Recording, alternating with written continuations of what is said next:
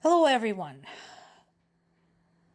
In preparation to the next Ramstein meeting, Ukraine's Minister of Defense, Mikhailo Fedorov, had talked about the priorities. I mean, the stuff should not have to be restated, but this is the protocol. He has to come prepared. He has to bring receipts. So that's what he's doing. First of all, what is the Ramstein format?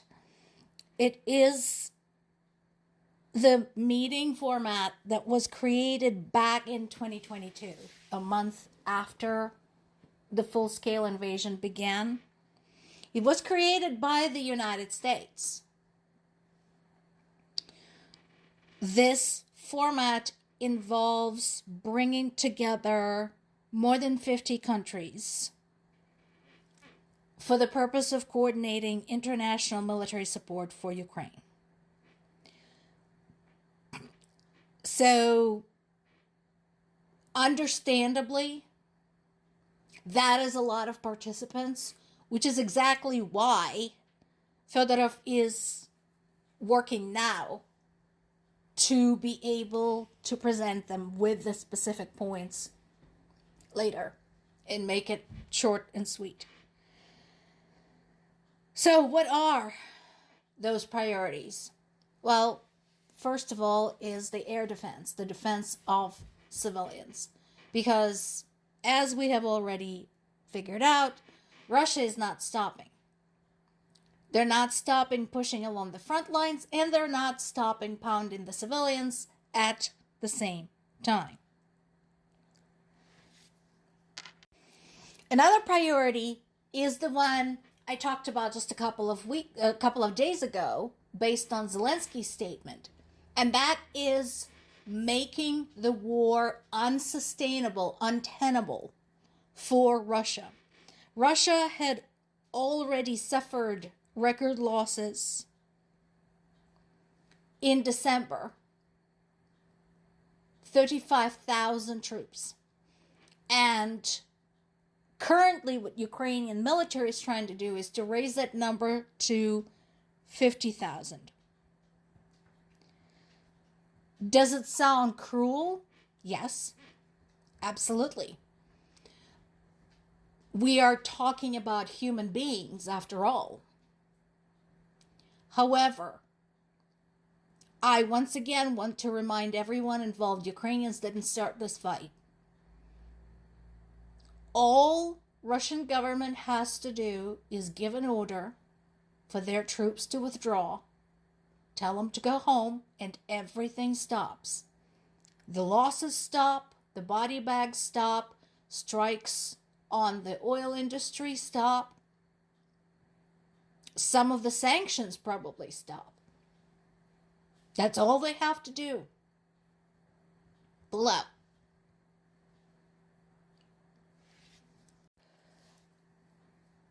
Ukraine's military leadership is stating that they set a new distance record with a drone strike on a Russian oil refinery in Russia's Komi Republic. So let me show you the map first, and then we'll talk about the stats on this. So here's your map. The Komi Republic is outlined in red, and Ukraine is toward the middle left. So this is the allocation of territories there. What does that mean? So in terms of the distance, the Komi Republic is located 1,750 kilometers, or just over 1,000 miles from Ukrainian border. And they're claiming to have struck the Ukhta oil refinery, which should be of concern to basically everybody in Russia. Because again, Ukrainians are not going to stop trying to send those drones further and further in. And we talked on and off many times that even when nothing is struck or there's no significant damage delivered during these drone operations by Ukrainian military, there is also the psychological impact. Suddenly, somewhere deep inside Russia, people hear that telltale buzzing. Suddenly the alarms go off. Suddenly there are warnings. Worth it. And we have insult to injury, this time inflicted by the Russian government itself. So on the heels of the Starlink disconnect, Russian government is banning the use of Telegram by the soldiers. And the soldiers are furious. So what is all this about? Why the restrictions? Well, Telegram is free, it's easy to use, but it is not a secure channel. It's not a secure program. And one of the issues Russian government has been having is not just with the use at the front, which allowed at times Ukrainian intelligence to establish the exact location of the Russian troops and military supplies, but also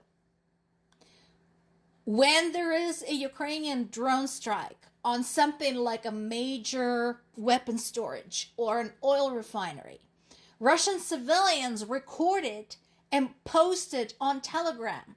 So before Russian government can suppress the story, there's already millions of views. There's, thousands of copies, thousands of reposts of these videos. So they cannot spin it. They can't say, oh, Ukraine is lying, because their own people are providing the evidence. And so now, as they're introducing restrictions on this app as part of their campaign to tighten control over the information, the soldiers are protesting. They're saying the front is in shock. Starlinks are gone. Now they're jamming the Telegram too. How are we supposed to fight? With carrier pigeons?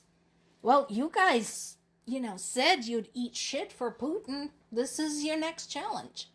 See what you can do with that. Maybe carrier pigeons are your answer. See what you can come up with. Of course, if you all decided you can't fight like that, you can always stop and go across the border. Or you can do a 180 and go home. Just saying. Finally, the last but not the least, I want to talk about the disqualification of a Ukrainian athlete for his desire to wear a helmet honoring Ukrainian soldiers who died in this war. I do agree in this case with Zelensky. I agree with what he's saying. Sport shouldn't mean amnesia, and the Olympic movement should help stop wars, not play into the hands of aggressors. Unfortunately, the decision of the International Olympic Committee to disqualify Ukrainian skeleton racer Vladislav Hiraskevich says otherwise. This is certainly not about the principles of Olympics, which are founded on fairness and the support of peace. What really grinds my gears here is at the same time, Russia is selling merch on their Olympic team's website celebrating 1936 Hitler's Olympics in Berlin. So, to stick it to them, here's the photo of the disqualified athlete and his helmet. Slava Ukraini. More to come.